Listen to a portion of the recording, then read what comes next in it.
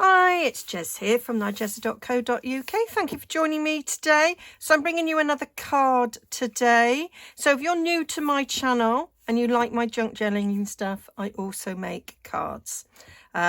So I have made this card recently for a blog hop and the theme was frames. And I've used the stitched rectangles here on this card and they make beautiful frames. And I think that with that simple monotone card, the frame helps this pop. That's why I like them. So I've used Starry Sky on this, one of the Stampin' Up! New in colours, and this was created using one of the new sets in the new annual catalogue, the designer tags. So I have used this die here, which is a stay-in die, so it cuts it out, and I put some of the Starry Sky behind to let the colour show through, and it has this lovely butterfly as well, which I actually cut out of the cardstock underneath without any wastage. So that is all I've used from this beautiful set in this card. The sentiment, I'm going to change the sentiment on this one, but the sentiment I used on this card comes from, she says, trying to remember and find it,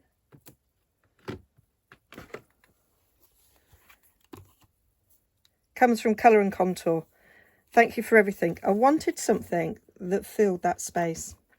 So that dictated what I was going to use. But I'm going to do it a bit differently now for the video. Now, to create the frames, we use the stitched rectangles. I absolutely love this set. It is a die, so you've got all these different sized nesting stitched rectangles, and what I absolutely love about them is it's got the stitching detail on either side of the cut line, so you can cut a square like this basic white one and you've got the stitching around it, but you also, the piece of card that it cut out will have had stitching left in it, which is how we get these frames. So can you see the stitching on the blue frame is on both sides, and that's what makes it look like a proper frame, I think. Otherwise it just looks like matting, whereas that looks like a proper frame. Now I'm going to change the colours up for this card. I'm going to do it in Very Vanilla, and I'm going to use Early Espresso. So that's what I'm going to make my frames out of. But that is a very thin frame, but you can make your frames bigger depending on what size of the dies you use. Now this was made with the second largest. No, it wasn't. It was the largest. Yes, this one. This one I used the second largest one. But this one, I cut this frame out. Can you see it's got like a wood grain in it as well? So I cut this out using the largest of our stitch rectangles, and then instead of going the one smaller, if you go the next one down you get a thin frame like that. If you go down another size you'll get a different thickness, but I went down 3 sizes to give this size of a frame, and obviously I could have made the frame even thicker by going down another size. So you can make frames of all sorts of sizes for this, and it is not something that I've done yet in a junk journal, but I do intend to, because I think these would make really nice sort of journaling cards. I've got pictures of lovely Victorian cabinet cards, and I think they'd be lovely displayed inside a nice really thick frame on a journaling page. So that's one use for them. Okay, and then I just ran that through an embossing folder to give that wood look. So let's contend with this card. Right, so I have used, because I kind of wanted that on it, I took that die and I looked and sort of worked out which size die that would nest inside the best. So it couldn't really go any smaller than that. This one, it would be touching almost the cut lines. So I went with this one. A bigger one, it might got lost. So that was the size that my inner frame had to be. And then I had to decide whether or not I wanted to go just one size bigger or two sizes bigger. And I decided that one size bigger was a good proportion. So that is, I'll pick it up now. That is what I went for. So let's put those out of the way a sec. So I'm going to just trim this down so it's a bit more usable. So this frame is about 4 3/4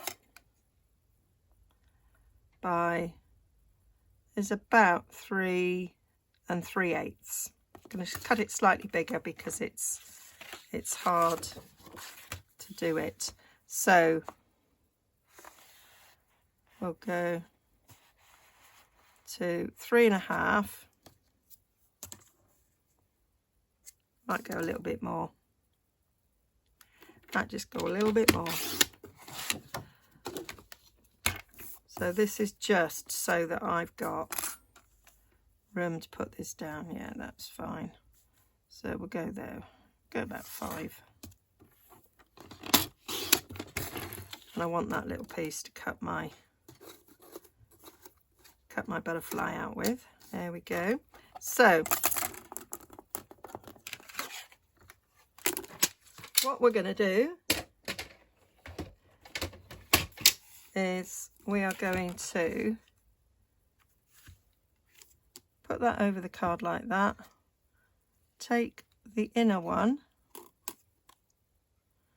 and you can use a bit of washi, and in just, when you're happy with the distance, just put a bit of washi on the dies so they don't move, and then run that through your die cutting machine. Okay, so I'm just going to do that. So that's that cut. And what you've got to remember is when you're using washi with a die cutting machine, even though this has been used often, when it's pressed in a die cutting machine, it's pushing it really hard. So just peel it off really gently so that you don't peel off any of your cardstock. Okay, so now this will pop out. We'll get rid of that.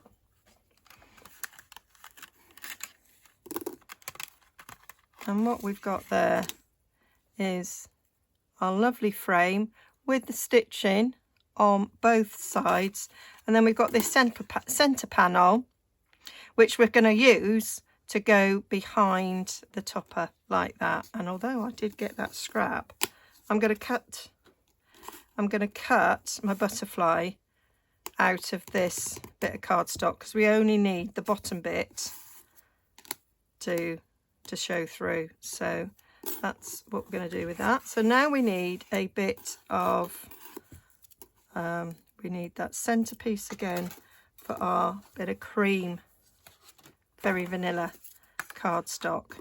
So that's going to get cut out, but I'm going to stamp my sentiment. Now the sentiment I used on this one was photopolymer. I'm going to turn this into a sympathy card, and because, well, one, that is the right shape, I think, and size for that space I'm going to create. And sadly, we need sympathy cards from time to time, and I always find it really difficult to make a sympathy card at the time of needing it. So I like to have them done ready. So because I can't see through this, I am not bad at stamping straight, but if I'm going to die cut, I'd rather stamp and then die cut, and then if it's not quite straight, you adjust your die cut accordingly. So I'm going to cut that about there, cut that, stamp it even. There we go. So that's pretty straight. It's not bad at all, that. And then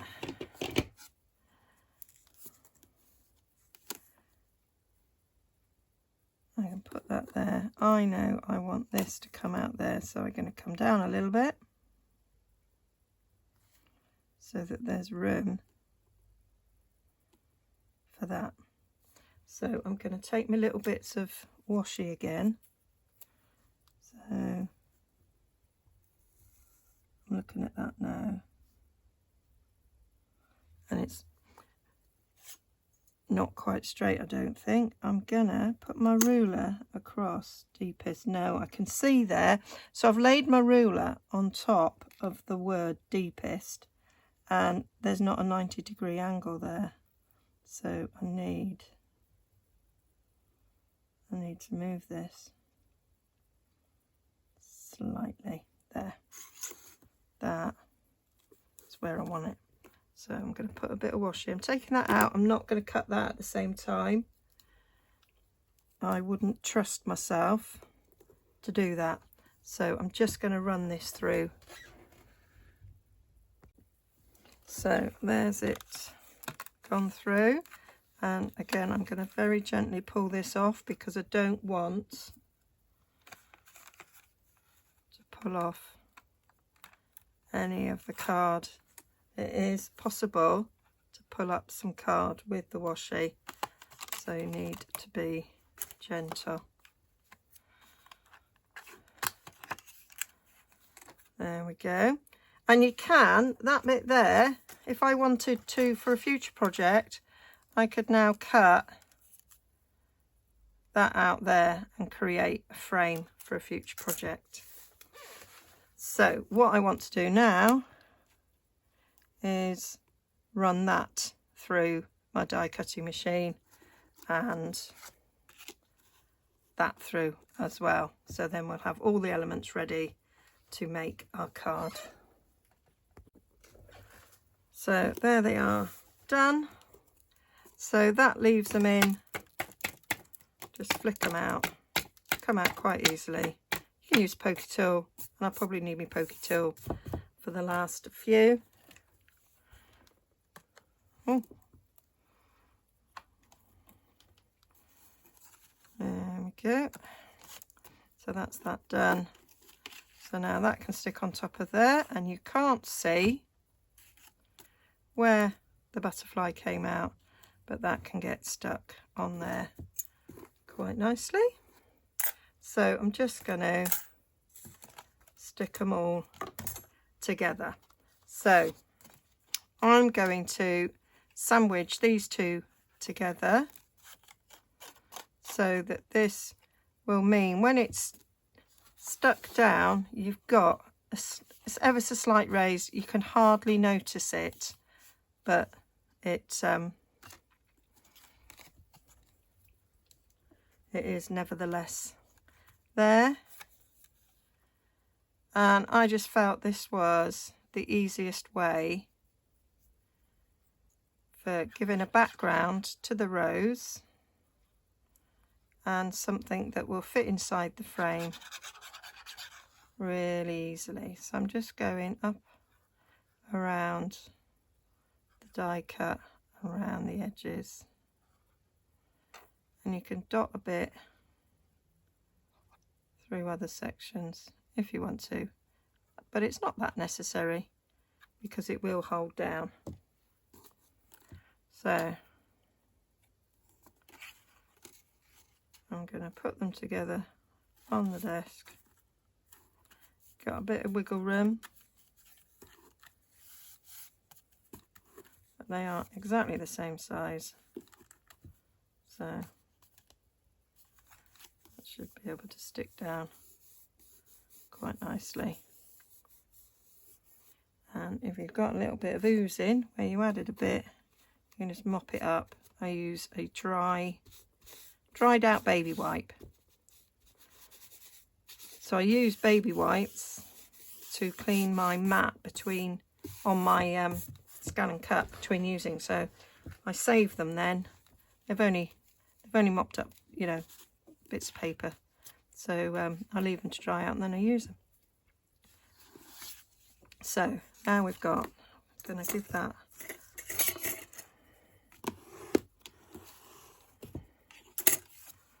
so I'm going to centre this on the card because that is easier than sticking the frame down blind. So I find it easier to stick this down. So that's what we're going to do.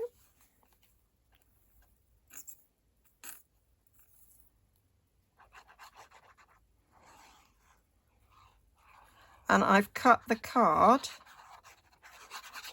slightly smaller than my normal. Normally I make A6 cards, which is half a piece of A4, but I've cut this down to 5.5 so that we get this even border around, because these dies are made for American letter size paper, well, yeah, cardstock. Our A4 paper is taller, so I like it to be in proportion, so I trim it down. And so now that, as you can see, will fit over there. So using my Tombow in my little glue bottle, I can put glue all the way around this frame, because a nice little fine amount comes out.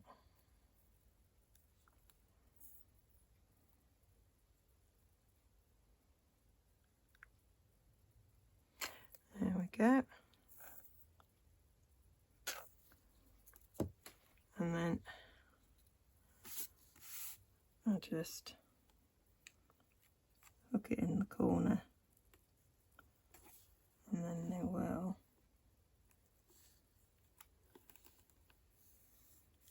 fit down really nicely, because it is the perfect fit, because you've cut one from the other. Maybe slightly on the wonk. That's not too bad actually.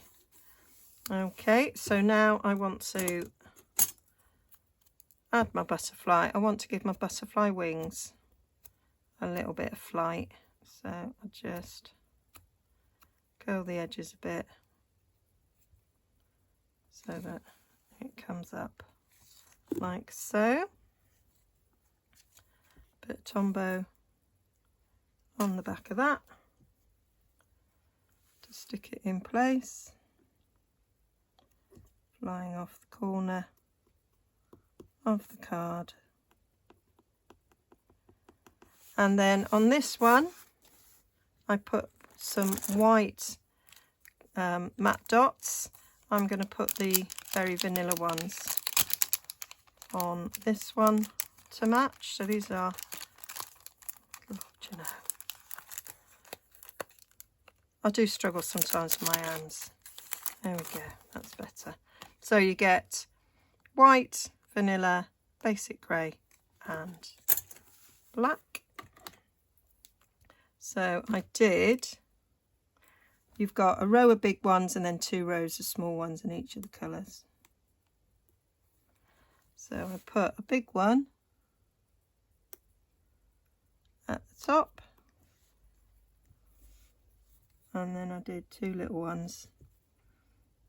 When I first picked them up, I thought there were 3 sizes, a big, a medium and a small, but